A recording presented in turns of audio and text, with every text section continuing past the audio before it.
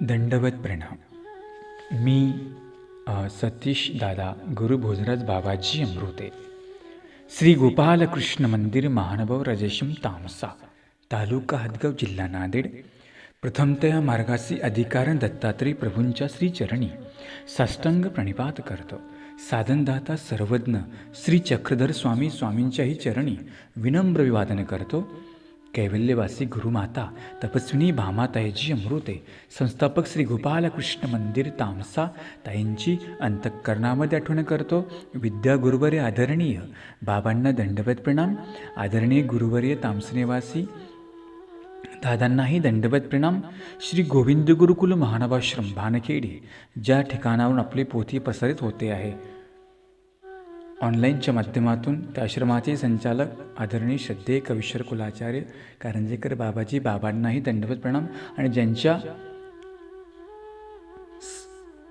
कष्टप्रद सायसेमधून हा ग्रंथ साकारलेला आहे, या ग्रंथाचे लेखक चिंतनेजनक बाबांनाही दंडवत प्रणाम. अमृत प्रवर्तक या ग्रुपमध्ये सहभागी असलेल्या सर्व अच्युत गोत्र्यासी दंडवत प्रणाम. अमृत प्रवर्तक व्हॉट्सअप नंबर आणि कॉलिंग नंबर आहे 94 52 75 075. दंडवत हो.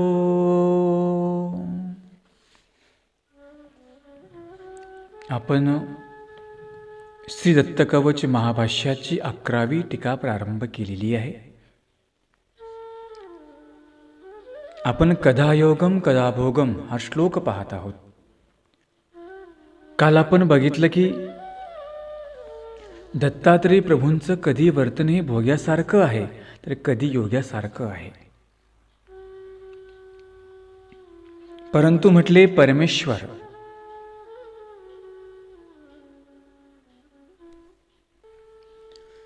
तो तर अविक्रिय आहे, तो कसला भोगी ना म्हणाले ते जे भोग भोगतो योग्याला पूरक आहे.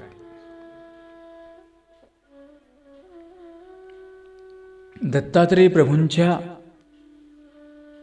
झोळीमध्ये अनेक प्रकारचे पदार्थ दिसतात, पण ते पदार्थ जरी दिसतात परंतु त्यांचं वर्तनही योग्यासारखं आहे. ते काही प्रापंचिक नश्वर भोग भोगणारे नाहीत, योग्यांचा भोग भोगणारे आहेत.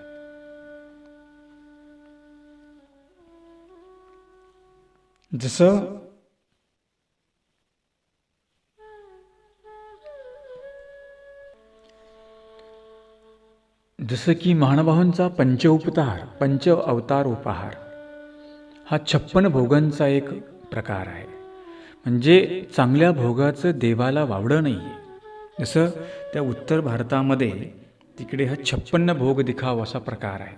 आणि मग तीच परंपरा सांगतात की आपल्या महाराष्ट्रामध्ये पंचअवतार उपहाराच्या निमित्ताने आले आपण दाखवतो की नाही 56 भोग,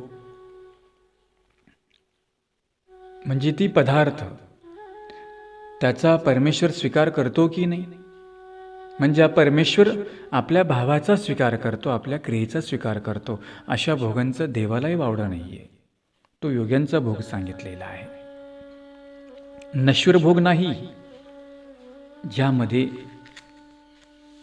योग आहे तो भोग भोगायला सांगितला.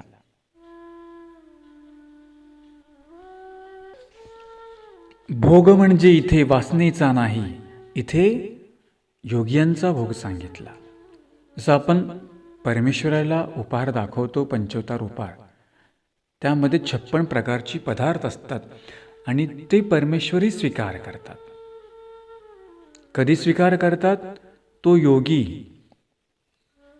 श्रद्धेने, भावाने, आवडीने जेव्हा तो समर्पण करतो, तो योग्यांचा भोग सांगितलेला आहे. परमेश्वरचा तो भोग भोगतो. तर म्हणाले भोग आणि योग ह्या तर एकाच विषयाची 2 टोकं आहेत. मग दत्तात्रय प्रभू गुण्या गोविंदाने एकत्र नांदतात तरी कसे म्हणाले? व्यापक कधीच न विकरे. सांगतात की जो व्यापक आहे तो कधी विकरत नाहीये. समुद्राचं पाणी अथंग आहे, ते कधीच सडत नाही. थोड्याशा साचलेल्या पाण्यामध्ये किडे तयार होतात. संकोचामध्ये विकृती तयार होते, व्यापकता नाही. परमेश्वर हा व्यापक आहे, त्याच्यामध्ये विरुद्ध गुणांचा समावेश आहे. एक असून वेगळा, एक नसून वेगळा सांगितला. आपण महावाक्यामध्ये सांगितलंय त्यांनी.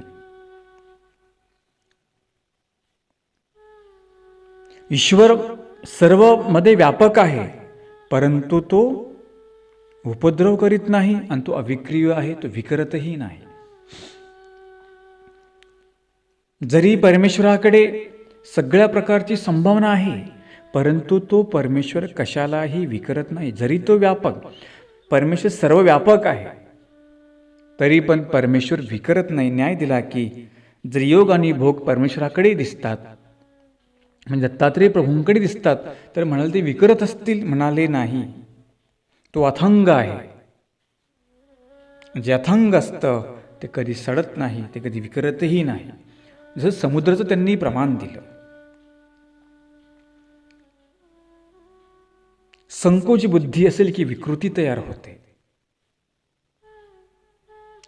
संकोच प्रकृती असेल की मनामध्ये विकल्प येतो. आणि जो व्यापक आहे त्याच्या मनामधले कुठलाही संकोच येणार नाहीये.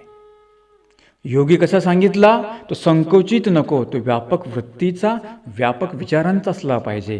तो योगी असेल किंवा साधू किंवा भिक्षू किंवा संन्यासी असेल, तो व्यापक असला पाहिजे.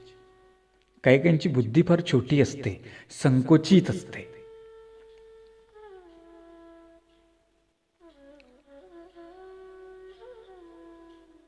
ज्याची बुद्धी संकोचित, तो कुठल्याही प्रकारची प्रगती काहीच करू शकत नाही. एक व्यक्ती स्वतः संकोचित असतो आणि एक दुसऱ्याला संकोचित समजत असतो. माणसाने कसं समुद्रासारखं अथांग राहिलं पाहिजे. जो अथांग राहतो, जो संकोचित राहत नाही, जो व्यापक राहतो, त्याला कधी भोग काही त्रास देत नाहीये. म्हणून ज्ञानेश्वरांनी सांगितलं की विश्वचे माझे घर. ज्ञानेश्वरमध्ये सांगतात की विश्वचे माझे घर. साधकाचं विश्व घर असतं. साधकाचं कुठलं घर संकोचित नसतं, तो विश्व असतो, तो विश्वव्यापक असतो. विश्वव्यापक म्हणजे कोण? परमेश्वर. परमेश्वराने जे काही ज्ञान दिलं ते काय फक्त विशिष्ट जीवांना दिलंय काय? ज्ञान देण्यामध्ये परमेश्वराने काही बुद्धिभेद केला का? काही भेदभाव केला का परमेश्वराने? नाही, तो विश्वव्यापक आहे. परंतु एकाने दवडलं, एकाने टिकवलं, हा ज्याचा त्याचा दोष. एकाने अधिकाराने ते टिकवलं आणि एकाने अनाधिकाराने दवडून टाकलं, हा त्या जीवाचा दोष आहे. पण परमेश्वराने काही भेद केला का देण्यामध्ये? एखादा गुरु असतो, तो आपल्याला शिष्यांना शिकवत असताना काही भेद करतो का? जो भेद करतो तो गुरुच कसला? तो सर्व शिष्यांना सारखं शिकवतो. परंतु एकाने उत्तम प्रकारे शिक्षण घेऊन उच्च पदावर गेला आणि एक शिष्य वाम मार्गाला गेला. गुरु तर व्यापक होते, त्यांनी शिकवताना अवंचकपणे शिकवलं आणि गुरुने ते शिकवावं, अवंचकपणे शिकवावं. त्यालाच गुरु असं म्हटलेलं आहे. गुरु शब्दाचा अर्थ होतो व्यापक. जो व्यापक आहे त्याला गुरु असं म्हटलेलं आहे. गुरु कधी भेदभाव करत नसतो ज्ञानामध्ये. कुठल्याही क्रियेमध्ये तो व्यापक असणं फार गरजेचं असतं. म्हणजे जो संकोचित वृत्तीचा आहे तो विकरतो. जो व्यापक आहे समुद्रासारखा तो कधी विकरत नाही. दत्तात्रेय प्रभू जे आहेत ते व्यापक आहेत, अथांग आहेत, म्हणून ते अविक्रिय आहेत, ते कधी न विकरणारे आहेत. जरी भोग आणि योग त्यांच्या ठिकाणी दिसतो,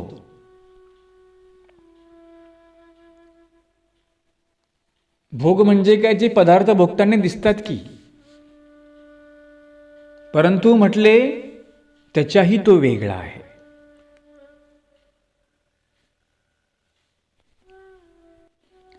म्हणून परमेश्वर हा व्यापक आहे, तो संकोचित नाही, अथांग सांगितला. त्यांनी पुढे श्लोक सांगितला गीतेचा, परमेश्वर अविक्रिय आहे, तो विकरत नाही. आणि ईश्वर व्यापक असून त्यांना कुठलाही उपद्रव होत नाही. सांगतात की आपूर्यमान मचलम प्रतिष्ठम समुद्रमाप प्रवशन्ति यद्वत् तद्वत् कामायम प्रविशन्ति सर्वे सशांतिमाप्नोति न कामकामी. गीतेमधील 2 अध्यायामधला 70 क्रमांकाचा श्लोक आहे. त्यांनी सांगितलं की अनेक नद्या, मोठमोठ्या नद्या ज्याप्रमाणे आगाध समुद्राला येऊन मिळतात, तरी पण तो विकरत नाहीये.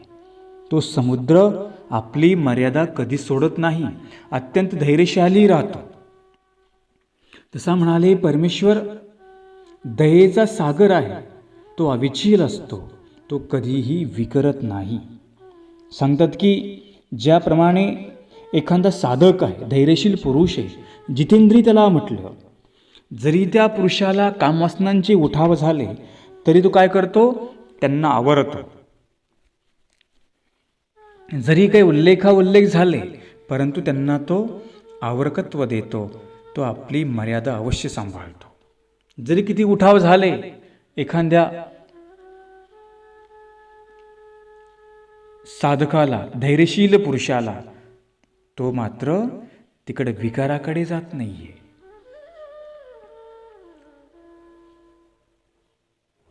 आणि तो जो साधक आहे तो परब्रह्माच्या चिंतनामध्ये रंगून जातो आणि मग त्याला तो आनंद प्राप्त होतो. हो, परमेश्वराचा परमानंद जर प्राप्त करायचा असेल तर विषयानंदाच्या बाजूला राहायला सांगितलं. आणि विषयानंदापेक्षा परमानंद हा उच्च कोटीचा सांगितलेला आहे. जो विषयानंद आहे, विषयानंदाने कधी तृप्ती होते का? कधीच होत नाही. माणसाच्या ज्या वासना आहेत ते नेहमी वाढोवाढीच लागतात. शास्त्रामध्ये सांगितलं दसपट वासना जागृत होते. म्हणून ती जी विषय वासना आहे ती मनुष्याला कधी शांत करणारी नाहीये. उलट जेवढा तो भोग भोगतो तेवढा त्याला तो दसपट ती वासना निर्माण होत असते. म्हणजे जितेंद्रिय जो पुरुष सांगितला तो कधी वासनेच्या पाठीमागे पळत नाहीये. तो स्वतःला जी इंद्रिय आहे त्यांना अवर्गत्व देतो आणि परमानंदाच्या आनंदामध्ये तल्लीन होतो. तो कोण सांगितला? तो आहे व्यापक. संकुचित वृत्तीचा असेल तर काय होत सांगितले, विकृती तयार होते. आणि मग विकृती तयार झाली की तो त्याच्या विषयाच्या पाठीमागेच पळतो. तसा परमेश्वर जो आहे तो तर अविक्रिय आहे, त्याला कुठलंही विकरणे नाही. जरी त्यांच्या ठिकाणी भोग आणि योग, हे भोग जे आहेत हे परमेश्वर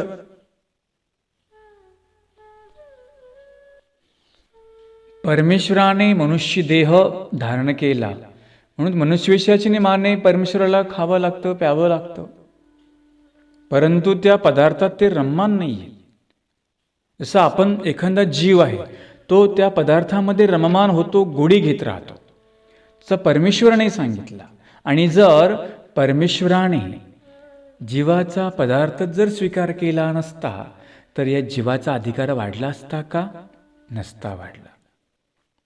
असं आता आपण 56 प्रकारचे भोग दाखवतो उपहारामध्ये. कोणी 5 पदार्थ, कोणी 56 पदार्थ पंचोत्तर उपहार करतात. विदर्भामध्ये फार मोठी प्रथा आहे पंचोत्तर उपहाराची.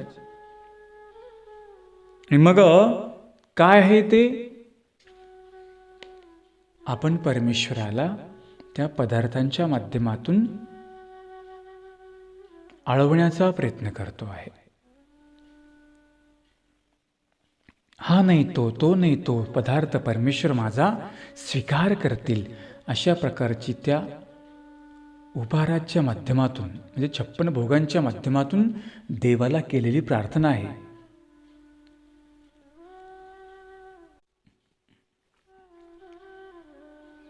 जेवढ्या तळमळीने, जेवढ्या प्रार्थनेने, जेवढ्या श्रद्धेने, आवडीने आपण जर परमेश्वराला तशा प्रकारची जर प्रार्थना केली तर परमेश्वरही आपल्या क्रियेचा स्वीकार करतो. सांगतात ना टीकाकार, तो तृप्त काम कैसेने तोषवावा. परंतु परमेश्वर या जीवाने आवडीपूर्वक, श्रद्धापूर्वक जी क्रिया केली त्या क्रियेचा परमेश्वर स्वीकार करत असतात. आपण किती पदार्थ तयार केले याला नाही, परंतु तो पदार्थ आपण ईश्वरी कैसा अर्पिला याला महत्त्व दिलेलं आहे.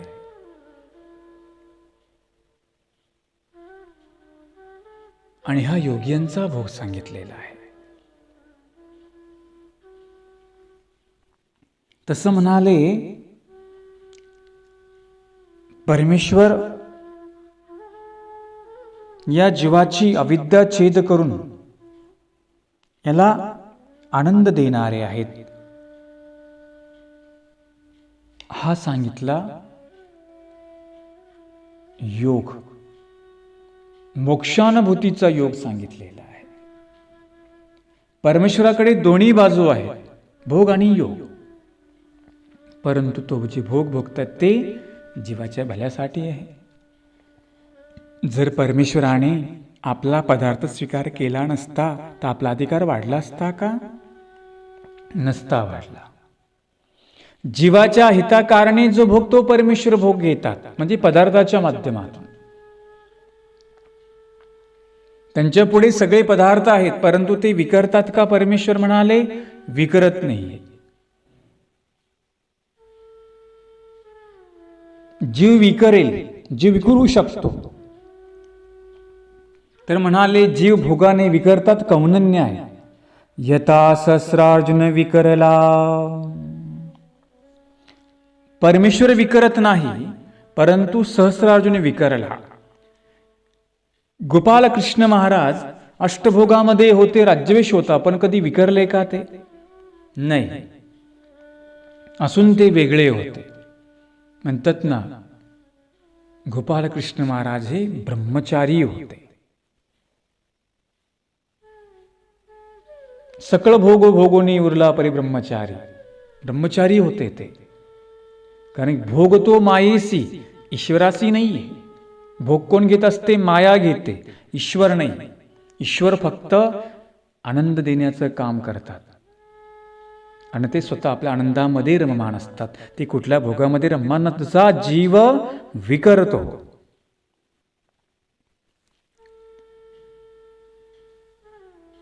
सहस्रार्जुन विकरला. आपण ती कथा बघितली की ज्या वेळेस तो ती गाय मागण्यासाठी आल्यानंतर मला गाय का दिली नाही, मला का देत नाही, आणि म्हणून तो विकरला. विकरून तिथे त्यांना मारलं आणि मग सगळं नाहीसं झालं. आपण ती कथा बघितलेली आहे. रोळोव्यास आपल्या सह्याद्री वर्णन नावाचा जो ग्रंथ आहे त्यात त्यांनी ओवी सांगितले, तो सप्तदीपी राज्यभोगी सहस्रार्जुन अख्ख्या झाली जगी, तो इंद्रही अज्ञानलंगी जयाची देखा. हलो भिये वावो धावू धावून लाही सूर्यो, धाकी हे उड्डवर्यो हो काज क्षयरोगी. स्वापदा अज्ञेचा भयो महिष्वती राज्य करी हय्ययो, तेने प्रसन्न करोनी दत्तात्रयो वर लाधला. ऐसे दर्शने भोगू मोक्षु देतान दिसे अनेको, तो कैवल्य नायको सिद्धत्त वांचोनी. शंकरा रावणालाही पराभूत करणारा सहस्रार्जुन, परंतु या सहस्रार्जुनाला दत्तात्रेय प्रभूंचा वर भेटला, परंतु याने काय केला? अज्ञेचा भंग केला. हयातीचा पुत्र, महिष्मती नगरीचा राजा कार्तिवीर त्याचा पुत्र सहस्रार्जुन. देवाने सांगितलं होतं, ऐसा वर दिला जाणोनी लोकाचे मनोरथ पुरवशील, वलयंकित पृथ्वीचा राज्या होशील. तुला कुणीही पराभूत करू शकणार नाही, हजार भुजा होतील. त्याला देवाने असा वर दिला, परंतु दत्तात्रेय प्रभूंच्या आज्ञेचं उल्लंघन केलं. जर दत्तात्रेय प्रभूंच्या आज्ञेचं उल्लंघन केलं नसतं तर त्याला मोक्षही झाला असता. राज्य तर भोगायला भेटलं असतं की, परंतु त्याला मोक्षही झाला असता. परंतु आज्ञेचं उल्लंघन केलं, दबडून टाकलं, म्हणून त्याला त्या दुःखाला कारणीभूत व्हावं लागलं. तो कार्तवीर्य राजा आहे. भोगाने विखरला. बघा ना, माणसाकडे जास्त संपत्ती आली की माणसाला एक प्रकारचा माज निर्माण होत असतो. संपत्तीने विकरतो, भोगाने मनुष्य विकरतो. सहस्रार्जुन सीमित होता म्हणून विकरला. त्यांनी व्यापक विचार नाही केला. त्याने जर विचार केला असता की अरे मला देवाने काय कमी केलं, अशा 100 गाया माझ्या दारामध्ये जर मी मनोरथ केला असता तर उभ्या राहिल्या असत्या. परंतु संकुचित वृत्तीचा होता म्हणून तो विकरला. जो संकुचित वृत्तीचा असतो तो विकरत असतो. जो व्यापक असतो तो कधीही डगमगत नाही. तो आपल्या धैर्यशील राहतो, निश्चिंत राहतो. आपणही पाहतो की प्रपंचामध्ये अनेक जण नाना प्रकाराने विकरतात. विकरत म्हणजे भोग म्हणजे फक्त विकरणे नाही, काही मनासारखं वेगळं झालं की लोक आत्महत्या करतात. शेतकरी म्हणतो मालाला भाव नाही, लगे आत्महत्या करतो. एखादी बाई म्हणते माझा नवरा मरण पावला, ती विहिरीमध्ये उडी मारते. संकोचित वृत्तीची आहेत.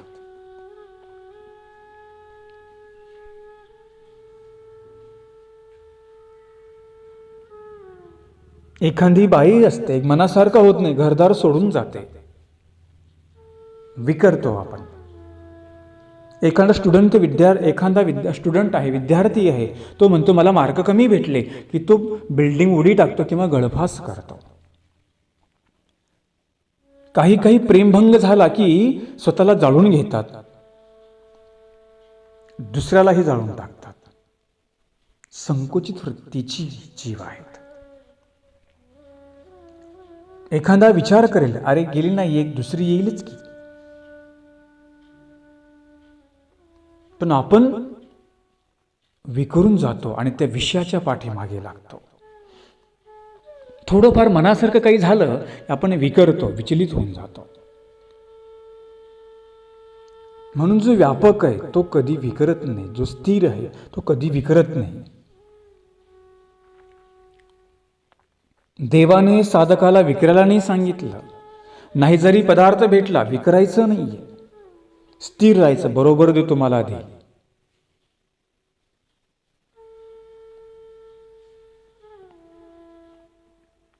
सहस्रार्जुनाने विचार नाही केला की मला देवाने भरपूर एवढं काही दिलं, मग तेवढं काय बघत बसायचं.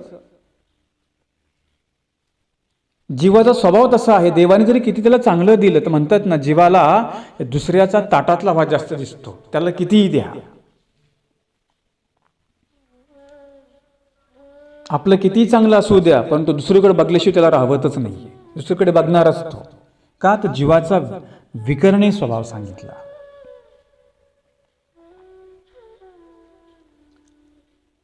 सहस्रार्जुन जो होता त्याने जे दिलं त्यामध्ये समाधानी राहायला पाहिजे होतं, परंतु तो समाधानी राहिला का?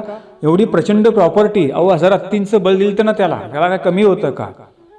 जर त्याने मनोरथ केला असता किती गायी उभ्या राहिल्या असत्या, काय नसतं राहील. दत्तात्रेय प्रभूंचा वर त्याला होता, परंतु तो विकरला का? संकोचित वृत्तीचा होता. संकोचित वृत्तीची माणसं भानगडी करतात, संकोचित वृत्तीची माणसं भांडणं करतात. जो व्यापक आहे तो म्हणतो जाऊ द्या, एक गेलं दुसरं बरोबरी, एक गेलं दुसरं बरोबर भेटेल. तो मागतो विचार नाही करत की हे माझ्या हातचं निघून गेलं आणि तो माझ्या हातून तो निघून गेला, दुसरंही. व्यापक वृत्ती ठेवा. जो व्यापक असतो त्याला सगळं काही बरोबर भेटतं. साधक आमचं त्याला साधकाला व्यापक राहायला सांगितलं. एका घरी भिक्षा नाही भेटली म्हणून काय झालं, विकरू नको, दुसऱ्या घरी भेटेल. देवाने सांगितलं नाथोबांना की तुम्ही एका मंदिरामध्ये बसा, तुमचं जे टिळ, आता ब्राह्मण लोक ते टिळे जानवे असतात की नाही, ते परिधान करून भिक्षा मागतात, उपाधीचा स्वीकार करतात ते. आणि नाथोबांना सांगितलं तुम्ही एका मंदिरामध्ये थांबा, तुम्हाला बरोबर तिथे भिक्षा येईल. नाथोबा एका मंदिरामध्ये गेल्यानंतर बराच वेळ झाला, सूर्य माथ्यावर आला, अजून कसं कोणी येत नाहीये. बरीच वाट बघितली. त्या खड्ड्यापाशी ज्या ठिकाणी टिळं जानवं पुरलं होतं तिथे जायचे, पुन्हा वापस यायचे, परत तिथे जायचे, पुन्हा जागेवरून बसायचे. दुपार झाली, 12ची वेळ टळली. त्यांना वाटलं आता कोणी येत नाही आणि उठले, टिळ्या जानव्यापाशी गेले, ते परिधान केलं. तितक्यामध्ये एक तिथे उपहार घेऊन आला ब्राह्मण. स्वामींकडे जातात. स्वामी म्हणतात, पोरा पुन्हा पुन्हा तिथे का चालला होता टिळ्या जानव्यापाशी? काय तू 1 दिवसाचा उपाशी होता की 2 दिवसाचा उपाशी होता? तू थोडा जर धीर धरला असता, जागेवर सगळं भेटलं असतं. जीवाकडे धीर नसतो, जीव अधीर प्रकृतीचा असतो. सहस्रार्जुन अधीर प्रकृतीचा झाला. जो अधीर असतो तो विकरतो, जो स्थिर आहे तो कधीही विकरत नाही. हे आम्हाला प्रमाण म्हणजे कार्तवीर राजा आहे. दत्तात्रय प्रभूंनी प्रत्येकाला दिलंच की, देतात की, परंतु आपण स्थिर राहत नाही. म्हणून प्रपंचामध्ये स्थिर असणं फार गरजेचं आहे. प्रपंच असो की परमार्थ असो, स्थिर असणं फार गरजेचं आहे. प्रयत्न करत राहायचा, सगळं प्राप्त होत असतं.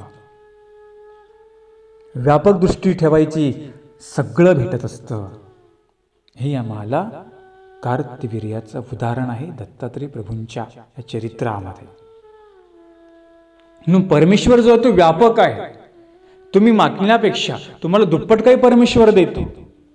दत्तात्रय प्रभूंनी, आपण दत्तचरित्र पाहत असताना अनेक चरित्र आपण बघितले की कुणाकुणाचा वर पूर्ण केला, कुणाकुणाचा मनोरथ पूर्ण केला. मागितल्यापेक्षा जास्त दत्तात्रय प्रभूंनी दिलं. आत्ताही देतात, आत्ताही देतात. म्हणून कार्तवीर्य संकुचित होता म्हणून विकरला. परमेश्वर सीमित नाहीये, तो अनंत आहे, अगाध आहे, अविनाशी आहे. जयाचा अगाध न कळे तो अगाध, ज्याचा आधी आणि अंत न कळे तो अनंत म्हटलेला आहे. तो व्यापक आहे. तो म्हणून तो कुठल्या भोगामध्ये रममान नाहीये. कदा योगे दिसतायत पण भोगात रममान नाहीयेत ते. ही तर परमेश्वराची म्हणाले खेळकिडा सांगितलेली आहे.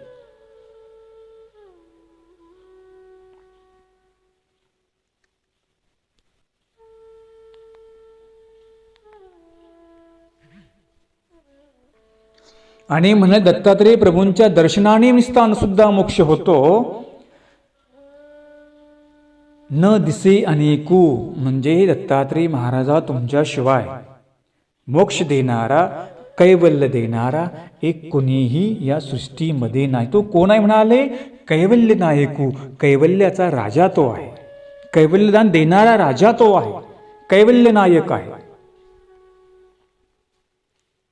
नायक वेगवेगळे असतात, एक महानायक असतात, पण परमेश्वर कोण आहे? कैवल्य नायक. नायक म्हणजे सगळी संभावना. जसं एखादा राजा असतो, त्याच्याकडे सगळ्या पदार्थांची संभावना त्याच्याकडे असते, म्हणून तो राजाधिराज असतो.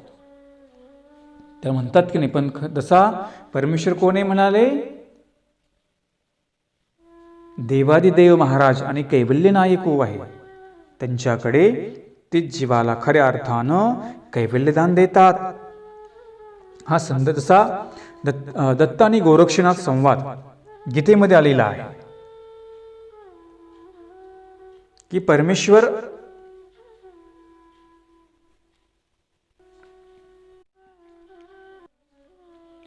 म्हणजे ईश्वर जो आहे तो सीमित नाही, तो व्यापक सांगितला.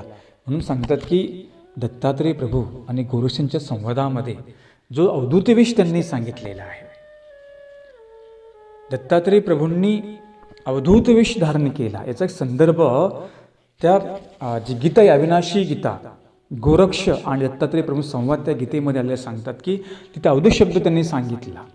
अवधूत शब्दांचा अर्थ होतो व्यापक, आणि तो अवधूत विष म्हणजे विकरणे नाही, व्यापक आहेत परमेश्वर, म्हणून त्याला अवधूत ही उपमा दिलेली आहे. जसं अविकृ सांगितलं, अवधूत म्हणजे विकरणे नाही, तोही अवधूत सांगितलेला आहे.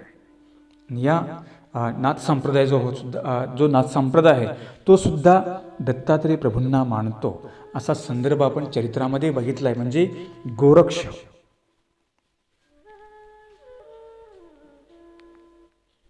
त्या गीतेमध्ये अवधूत शब्दाचा अर्थ त्याने फार सुंदर व्याख्या केली आहे. आशा पाश विनिर्मुक्त आदि मध्यंत निर्मल आनंदे वर्तते नित्यम आकारं तस्य लक्षणं वासना वर्जिता येन वक्तयंच निरामयं वर्तमानेषु वर्तेत वकारं तस्य लक्षणं धुली धुसर गात्राणि धुतश्चित्तो निरामय तत्वचिंता धुतायेन चिंता चेष्टा विवर्जित तमहंकार निर्मुक्त स्तकारं तस्य लक्षणं. अवधूत शब्दांची व्याख्या करताना त्यांनी एवढे श्लोकामध्ये वर्णन केलं. जो निराकार आहे, जो निर्मल आहे, ज्याचा आधी अंत कळत नाही, तो अवधूत.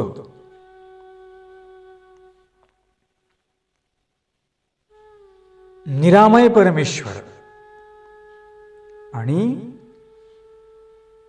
निर्ममो निरहंकार, निर्मळ आहे, निरहंकारी आहे, अशा प्रकारचा परमेश्वर म्हणजे तो अवधूत वेश दत्तात्रय प्रभूंनी धारण केला. आणि म्हणून असं वाटतं की या श्लोकावरून दत्तात्रय प्रभूंचा वेश अवधूत आहे तर मग ते भोगी असू शकत नाही. रुचिकाने गांधीराजाला वारू मागितले, रुचिकाला गांधीराजाने वारू मागितले, दत्तात्रय प्रभूंनी तो मनोरथ पूर्ण केला. कार्तवीर्याला शस्त्रभुजा दिले, पण त्याने विधीने भंग केला म्हणून तो संपला. पांचाळ राजालाही वर दिला. आजही व्याधीग्रस्तांना दत्तात्रय प्रभू आरोग्य देताना दिसतात. हे आहे परमेश्वराचे व्यापकत्व. तर म्हणतात की ही श्लोकावरून जर त्यांचा अवधूत आवेश आहे तर मग ते भोगी कसे हे त्यांनी सांगितलं. भोगी तर काही देऊ शकत नाही. जो योगी आहे तो काही देऊ शकतो, भोगी काही देऊ शकेल का? नाही देऊ शकत. योगी देऊ शकतो. ज्याप्रमाणे दत्तात्रय प्रभूंनी अनेकांचे मनोरथ पूर्ण केले. ऋचिक ऋषी नावाचे तपस्वी संन्यासी महान ऋषी जंगलामध्ये दीर्घकाळ तपश्चर्या करीत होते. तपश्चर्या करत असताना तू लग्न कर अशी आकाशवाणी झाली. परंतु आता म्हातारपणामध्ये मुलगी कोण देणार? आकाशवाणी तर झाली. त्यांना वाटलं आकाशवाणी फुकट झालेली नाहीये, काहीतरी संदर्भ असला पाहिजे. आणि म्हणून त्यांनी आता मुलगी मला कोण देईल? आणि मग नारद त्या ठिकाणी आले. नारदाने सांगितलं गांधीराजाची एकुलती एक मुलगी फार सुंदर दिसायला आहे, तुम्ही तिची मागणी करा. मागणी करायला जातो, परंतु गांधीराजाला वाटतं आता हा म्हातारपणामध्ये काय प्रपंच करणार आहे तो. मग त्याने सांगितलं तुमच्याकडून काही महाराज मला पण पाहिजे. आता हुंड्याने सोयरीक मोडायची. तसं गांधीराजा पण हुशार होता. 1000 किंवा 500 शुभ्र श्यामकर्ण घोड्यांची मागणी करतो. राजाने पण विचित्रच मागून घेतलं त्यांना, त्या ऋषीला.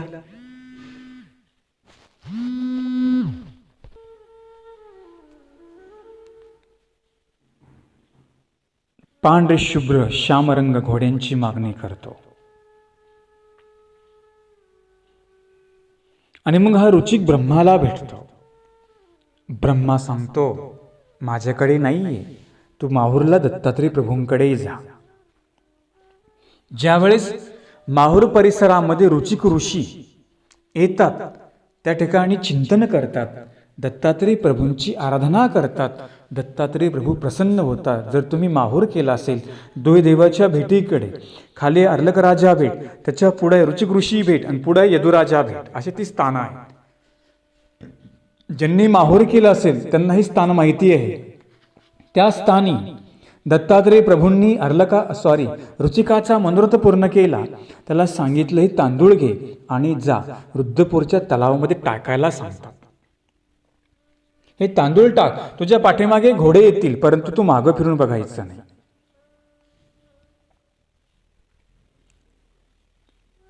रुद्रपूरला जातात, त्या तळ्यामध्ये तांदूळ टाकतात. तिथे 500 घोडे त्यांच्या पाठीमागे येतात, म्हणजे पांढऱ्या रंगाचे आणि काळ्या कानाचे, श्याम वर्ण त्याला म्हटलेलं आहे.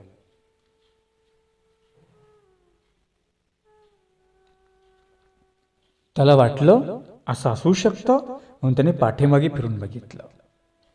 फिरून बघितल्याबरोबर सगळी घोडे गायब झाली.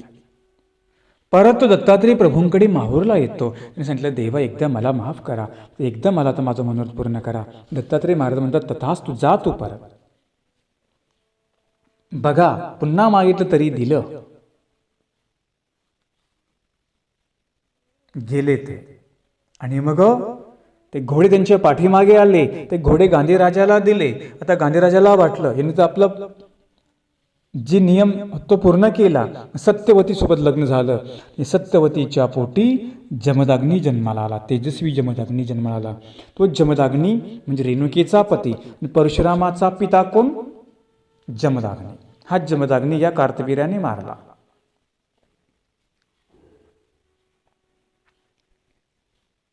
तपश्चर्या करून रुचिक ऋषी पुन्हा जंगलामध्ये निघून जातात. म्हणजे ते लग्न केलं, मुलगा झाला, लगेच ते रमले नाही प्रपंचामध्ये, निघून गेले. आणि म्हणून रुचिक ऋषीचाही वर या ठिकाणी पूर्ण केला. म्हणून ते योगी आहेत. ते भोग कशी भोगतील हे त्यांनी सांगितलं. म्हणून त्यांचा वेश अवधूत आहे. काही मनोरथ करा, देणारा आहे परमेश्वर, तो व्यापक आहे, तो संकुचित नाही, म्हणून त्याला विकरणी नाहीये. संकुचित वृत्तीचा विकरतो हे त्यांनी सांगितलं. परमेश्वर का विकरत नाही? तो व्यापक आहे, अविकृई म्हणून त्यांनी सांगितलं. आणि त्याचा वेश अवधूत सांगितलेला आहे. एका अभंगामध्ये अभंगामी नेहमी आमची सर्वज्ञ प्रतिष्ठानची पदयात्रा असते. त्या पदयात्रेमध्ये आदरणीय आमची गुरुवारी दादाजी तामसन, आदरणीय कीर्तन सम्राट चिचोंडेकर बाबाजी, हा अभंग ते नेहमी म्हणतात अभंगामध्ये. नमन माझे गुरुराया, माझे गुरुराया, नमन माझे गुरुराया, माझे गुरुराया, महाराज दत्तात्रया, महाराज दत्तात्रया, तुझी अवधूत मूर्ती, अवधूत मूर्ती, तुझी अवधूत मूर्ती, अवधूत मूर्ती, माझ्या देहाची विश्रांती, माझ्या देहाची विश्रांती, तुझी अवधूत मूर्ती, अवधूत मूर्ती, तुझी अवधूत मूर्ती, अवधूत मूर्ती, नमन माझे गुरुराया, माझे गुरुराया, नमन माझे गुरुराया, माझे गुरुराया. अशा प्रकारचा अभंग आहे. माझ्या देहाची विश्रांती, तुझी अवधूत मूर्ती, माझ्या देहाची विश्रांती. दत्तात्रेय प्रभूंची अवधूत मूर्ती जीवाची विश्रांतीचं ठिकाण आहे. म्हणून तो कैवल्याचा नायक. त्याने अवधूत वेशही धारण केला. जो अवधूत वेश धारण केला तो भोग कसा भोगेल, परंतु परमेश्वर क्रीडा त्यांनी सांगितले, खेळ सांगितलेला आहे. जसा तसा परमेश्वर तो योगी आहे. आजही परमेश्वर आपण पाहिलं की पांचाळ राजाला सुद्धा वर दिला. देणारे आहेत, मनोरथ पूर्ण करणारे आहेत. सांगतात की पांचाळ नगरीमध्ये देवशर्म नावाचा ब्राह्मण होता. त्याला एक पुत्र झाला. त्याचं नाव होतं आत्मोत्तम. तो ब्रह्मविद्या जाणायचा.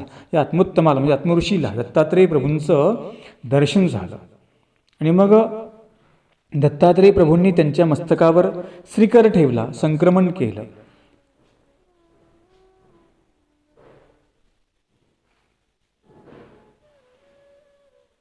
त्यांनी दत्तात्रय प्रभूंची पूजा केली. तेवढ्यामध्ये पांचाळ राजा तिथे आला. त्याला सांगितलं की तू दैत्यदानवाचा संहार करशील, शेवटी तुला ब्रह्मज्ञान होईल असं सांगून आत्मोत्तम जे ऋषी होते ते बद्रिकाश्रमला निघून गेले. त्रेतायुगाच्या आरंभी पुलस्त्य ऋषीला 2 पुत्र झाले, कुंभोदक आणि निकुंभ. यांनी दोघांनी हे होते ऋषींचे पुत्र. परंतु या दोघांनी तपश्चर्या केली. तपश्चर्या करून महादेवाला प्रसन्न केलं आणि मग तिन्ही लोकांवर राज्य मिळवलं. आता ताकद आली, गर्व येतो, काहीतरी आपण विनाश करतो आणि मग गैरवापर करतो, ताकदीचा गैरवापर करतो, संपत्तीचा गैरवापर करतो. यांनी मग रक्षण करायचं, यांनी गैरवापर सुरू केला. आता यांना मारण्यासाठी आत्मोत्तमाने पांचाळ राजाला पाचारण केलं. मग पांचाळ राजाने यांना ह्या दोघांना काय केलं, यांचा वध केला. आणि मग आता ब्रह्महत्या घडली, कारण ते ब्रह्म्याची पुत्र होते ना, कोण, निकुंभ निकुंभ. आता ब्रह्महत्या घडली, याचं पातक कुठे शाळण करायचं. आत्मऋषींनी दत्तात्रय प्रभूंना पांचेश्वरला पाचारण केलं. आत्मऋषींची दैनिक भोजन करशी, म्हणजे तिथे प्रार्थना केली. दत्तात्रय प्रभूंच्या श्री चरणाजवळ त्यांनी बाण मारला, प्राश्चित करावं. मग पांचाळ राजाने मग आत्मोत्तम कुठे आले, पांचाळेश्वरला आले. तिथे मग आत्मोत्तम ऋषींनी दत्तात्रय प्रभूंची प्रार्थना केली, विनंती केली. विनंती करून त्यांनी काय केलं, त्या ठिकाणी दत्तात्रय प्रभूंना प्रसन्न केलं. आणि मग पांचाळ राजाला बोलून तिथे त्यांनी बाण मारायला लावला. मग ते पाताळगंगेचं पाणी, मग दत्तात्रय प्रभूंनी तिथे बाण मारायला लावला. आणि मग त्या राजाला बाण मारायला लावल्यानंतर तिथे प्रथमतः आत्मोत्तमाने दत्तात्रय प्रभूंचे पाय धुतले. तिथेच त्या तीर्थात आत्मोत्तमाने स्नान केलं, त्या राजाने स्नान केलं. तेव्हापासून ते आत्मतीर्थ झालं, म्हणजे त्या पाण्याने त्यांचं सगळं पाप जे होतं ते धुवून गेलं. ते आत्मतीर्थ पवित्र आहे.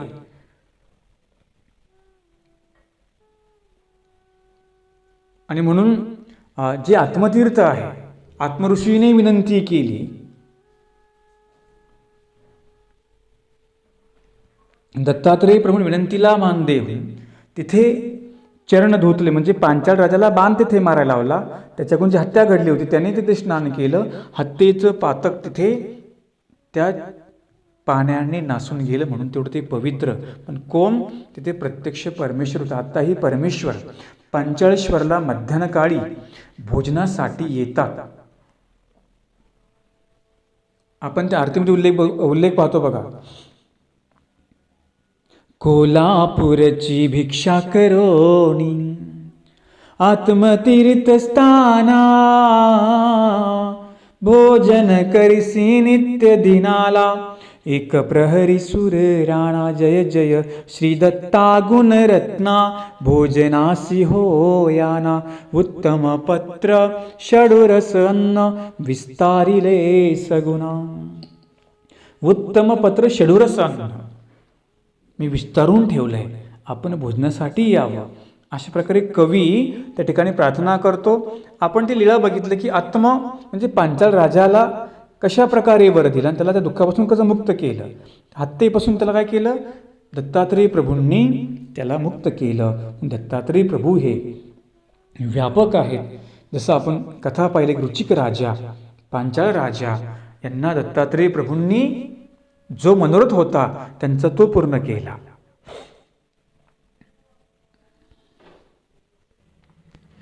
तसं आपणही परमेश्वराची भक्ती करत असताना संकुचित न होता व्यापक व्हायचं. आणि व्यापक होणे म्हणजे काय, उदारतेने जे काही समर्पण ते उदारतेने करावं. ते कुठली क्रिया असेल, स्मरणाची, दानाची, सेवेची, भक्तीची, सगळ्या क्रिया आपण कशा करायच्या, व्यापक होऊन करायच्या. तरच तुम्हाला जो व्यापक परमेश्वर आहे तो प्राप्त होईल.